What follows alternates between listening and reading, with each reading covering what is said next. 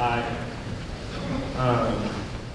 So I told my dad I'd be reading a poem today, but I couldn't think of any good rhymes. So here's what I wrote instead.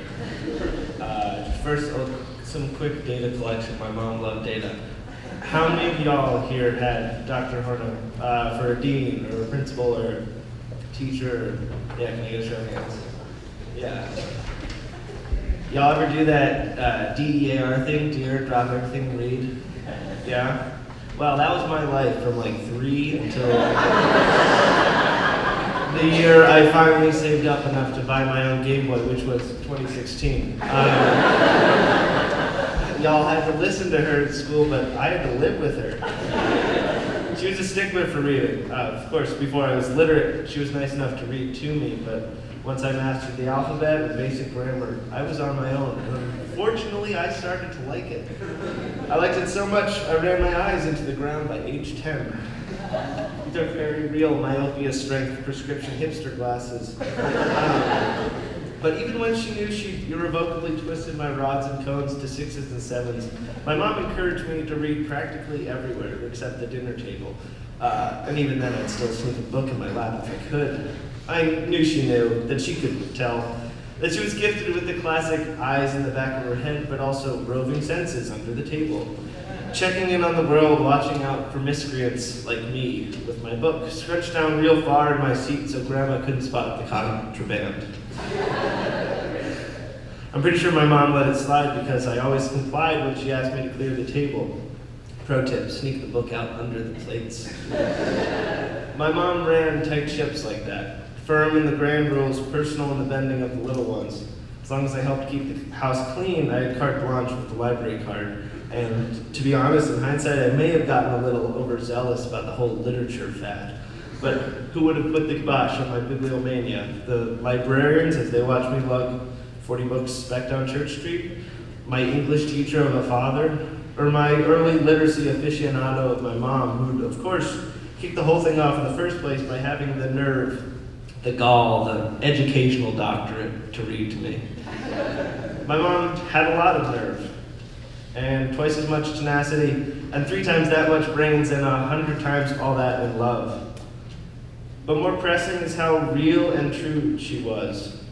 Frank without being mean, and grounded without being conservative, and high-minded but not ethereal or elitist, and in a vivid natural rhythm but never needing to keep time. She was always dancing when she walked and singing when she talked. She was so present in the here and now, it seemed like the world swam around her, rather than she through it. Background waving behind her as she waltzed along, charming all the flowers. Though, of course, there's a good chance my perspective's a little skewed. These are pretty thick glasses, to be sure. But I've been wearing them for a while now, and I've gotten pretty comfortable, accustomed to their nasal weight, and I can appreciate continually the things they bring to my life. All the colors, and all the shapes and patterns, pitch-perfect clarity. They ground me in the now and here, show me the world more or less as I know it should be. Make a great prop when you need something to put in your jacket pocket as you make an emphatic point in your soliloquy. My mom has given me everything, has been my everything, has influenced in a positive manner everything I've done up to this point. And I continue to perceive her presence in everything with such a powerful resonance. I legitimately worry at moments that she'll pop up and correct my grammatical tense. Or like my phone will buzz and a text message will appear. Don't forget your belt. Your tie is askew. XYZ. My mom kind of stunk at telling jokes. She'd go with the punchline first. Start with the good part. Laugh off the silly mistake, and then get my dad to tell it. If one of my sisters didn't butt in first. And it wasn't that she was super serious or anything, though she could when she needed to turn on that Wonder Woman-esque cold glare of justice, the stink eye of truth. She knew what you had done or were scheming to do, and you were obliged to fess up, lest the psychic weight of a whopping Fibonacci of a lie just knock your wicked heart right out of its socket. But if there was ever something you'd want to tell her, she'd be There in a jiff with an ear and a mind made to empathize and problem solve and be present joyfully in all your shared moments. My mom was my everything, the supermassive black hole at the center of my galaxy, and I know I'm pretty biased in terms of astronomical coordinates, but we are gathered here and now because she has danced with all of us in some strange galactic way, the same. In touch we are, all, with the cosmic kindness she so often wrought amongst and between us.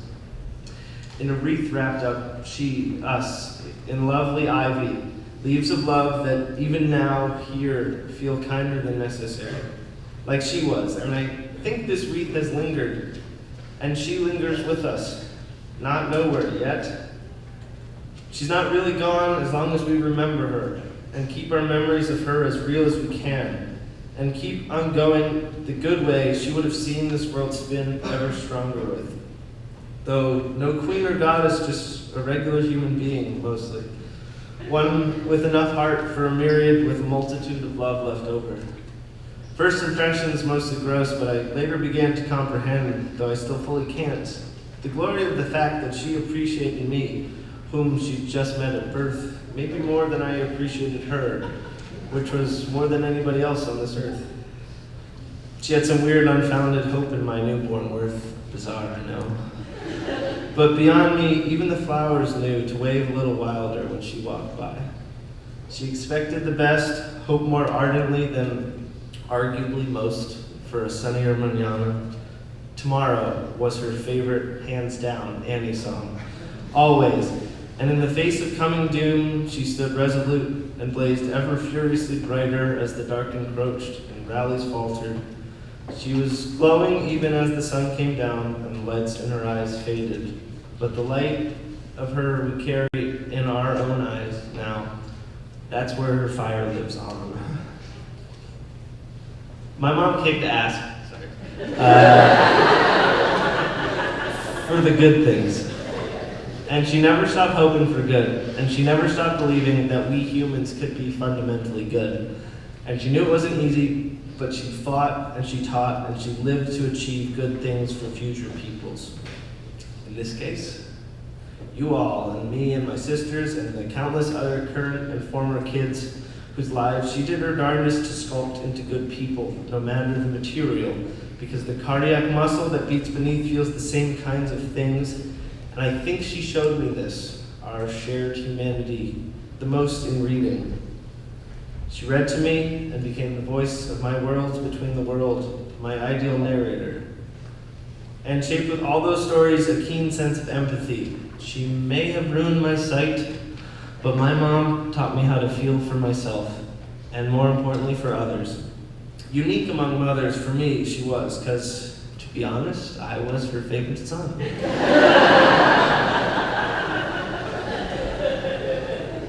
And I loved her a lot, her favorite son, Grandma. And I loved her a lot, just like so many of us.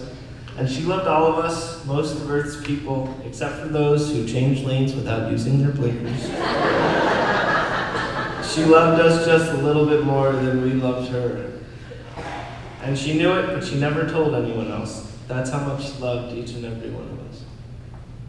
And even though I have to start referring to her in the past tense, she, Dr. Claire Smith Hornung, lives on, I know, in all the ways we can continue to think like her, to be nicer than we need to be, to live joyfully and actively positive towards one another. I think it's only right, if we're holding on to all these memories of her, that we put them to good use. Carry on her legacy of cosmic kindness and reflect all the love she gave us into the future, and bring her good thoughts along with us. We'll miss you, Ma, in the here and now, but I know you'll be up here for a while. I hope you're still dancing.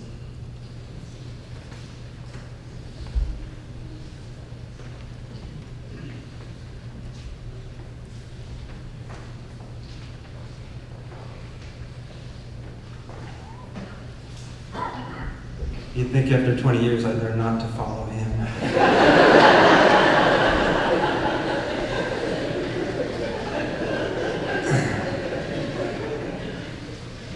There are no words. I've heard that phrase a lot over these last few weeks, and it's true. How do you use words to make sense of the grief that we are all going through? How do you reconcile Claire's death at 48 years old with the fact that she was one of the most health-conscious, active, and vibrant souls any of us has ever encountered? There are no words to explain these incongruities. But Claire married an English teacher, so I need to find words to make sense of it. Throughout Claire's diagnosis and treatment, I've written updates on her Caring Bridge site to try to process my own feelings and to try to help others understand what Claire was experiencing. There were a lot of times that words did not come, a lot of times when words were not necessary. It was more important to just sit with Claire, hold her hand, listen to music with her, feel the breeze through the window with her, pray with her. But today I'll try to find the words. I've got 5. I'll start with the most obvious: love. Claire's life was a constant and evolving reflection of her many loves and passions. From a young age, she indulged her love of music through ballet and singing. Her parents gave her the gift of many summers at Interlochen Arts Camp, where she could live out her passion for music and on a daily basis. That passion continues to shine in our Lily's love of dance and Sadie's love of singing. Claire loved to read. She always had a book or magazine with her. I knew when I saw our 4-year-old Ben curled up with a book while a raucous birthday party went on all around him, that Claire's love of the written word would live on in him. And Claire loved to play. It often took the form of playing school. As a child, she created her own library from her books, complete with checkout cards and Scotch tape pockets. When I see our Maggie creating families and friends and worlds with her dolls and stuffed animals, I know Claire's love of play and learning lives on in her. It almost seems too obvious to mention her deep love of her children, her extended family, her friends, and her colleagues. There is no one in this room who needs me to give voice to the love each of us felt emanating from Claire every hour of every day. I hope you'll indulge the alliteration of the next 3 words. Claire had grit. This was certainly obvious during her year-long battle with cancer. She continued to work throughout her chemo, and there was an amazing absence of self-pity from the whole process. She also pursued every treatment available, never taking an initial no as the final answer from any medical professional or institution. One of Claire's least favorite answers to a question was, "Because we've always done it that way." The old way was never good enough for Claire. Whether it was making sure she had the latest immunology treatment for her fight against cancer, or making sure her students and teachers had access to the latest technology and best practices in the classroom, Claire had grit, vision, and perseverance. The list of Claire's achievements in life work is a testament to her grit. Bachelor's and master's from Smith College, successful head of 2 lower schools, creator of several PLCs, professional learning communities for her teachers, founder of the Faculty Players, a group that united teachers from all 3 divisions of our first school to create full-length musicals that raised over $10,000 for charities, implementation of theater opportunities for students at every school where she worked, presentations at conferences and articles published, doctorate from Lehigh University.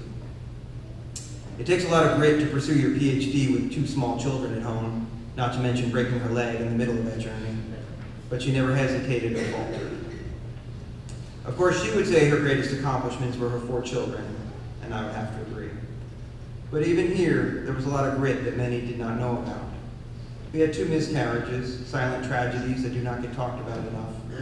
Going through the adoption process, we experienced setbacks before the euphoria of Maggie joining our family. Claire lived her life as a shining example of the resilience that she worked hard to instill in her colleagues and students every day. Claire had grace. From her ballerina stance of head up and shoulders back, to the way she always made everyone feel a part of the circle, to the way she faced her cancer diagnosis, Claire was a class act. And her grace allowed the rest of us to face this awful year with our eyes and our hearts wide open. She was quite clear that this disease was not something to be ashamed of or shy away from. It was a very public process. She knew that her wide circle of support would be more comfortable if they were armed with information and she encouraged me to continue to share as much information as we had at any moment. Claire's openness to prayers and support allowed many of us to have moments of grace with her too. And I hold these moments of grace in my heart. Watching each of our children cuddling up in bed with her, seeing friends holding her hand at her bedside, witnessing her acceptance of each medical treatment and her optimism that she was healing with each one, no matter how painful or unpleasant. Sitting with Claire, you could not help but feel that grace, whether she was having a difficult conversation with a parent about the best way to help a student, or working with a colleague to find a better way to teach a lesson, or gently guiding our family through a transition. You could feel Claire's loving, kind, firm hand holding yours, and you knew it was going to be okay. Claire lived her life with no regrets. In fact, this was our mantra for the last year. Each treatment, each plane ride to a specialist, each new medication, she weighed her options and made her decision and then lived with it. Not many people would have been willing to fly to Mexico immediately after being discharged from over a week in the hospital with terrible nausea and constant pain, but she did. And she never spent a moment regretting any one of the myriad decisions we had to make over the course of this last year. But just as Claire did not allow her cancer to define her, I don't want us to dwell on her sickness as we remember her. Her mantra of no regrets has always been a part of her life. As a child, she broke her collarbone while setting up a tea party for her teddy bears. In a tree. It was a fun, creative idea, and it gave her a great story to tell for years to come. No regrets. She faced some controversy in college when she was part of a production of Godspell that cast a woman as Jesus. And when she was asked about the role of Judas, she was quoted in the school paper. Judas is a man, is a man, is a man. She was never one to shy away from a good debate. No regrets. She put her career on hold for a few years while we started our family. Not only did she not regret this, but she dove into jump-starting her new career in educational technology and administration with both feet. No regrets. Each move that we made brought new challenges, but it also brought new opportunities and most wonderfully widened our circle of friends who continue to support us from all over the country. Each transition brought tears and loss, but also afforded us chances for new friends and new challenges. No regrets. Finally, Claire embodied gratitude. It's hard to see through our grief to the other side of this, but as a testament to the way Claire lived her life, I think we need to search for ways to continue to be grateful each and every day. Claire never took anything for granted, and that spirit of gratitude infused every choice she made and the way she approached each day of her life. She was grateful for her colleagues.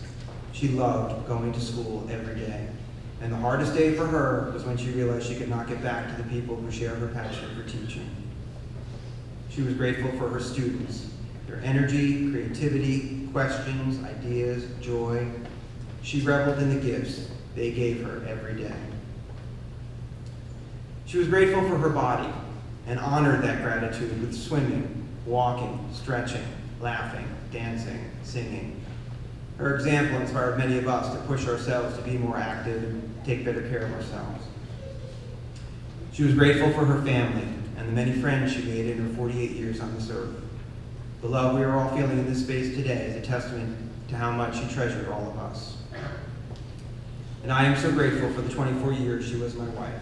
It wasn't enough, but I'm grateful for every second of it. I'll close with two quotes. The first is from a note from a former student who is now a senior, who honestly and eloquently summed up what Claire's life as a teacher was all about. Dear Dr. Hornung, I have to say, as a 9-year-old in the 4th grade, I can't say that I liked you all that much. You scolded me once because I called a girl in my class the B word. I never admitted it then, but I am now. Sorry, I lied to you back then. It's only many years later that I could appreciate you sitting down with that girl and myself to explain the values of respecting women. As a general message from this note, I hope to tell you that I have a lot of respect for your life work. Being an educator of children is not an easy task. but an important one, and I admire your success in it. The second quote is from a small sign that Claire kept on her desk, and I think it perfectly captures who she was and how she lived her life. Be kinder than necessary. My prayer is that each of us can take her example to heart and make our corners of the world a little kinder as we try to emulate Claire and follow her lead.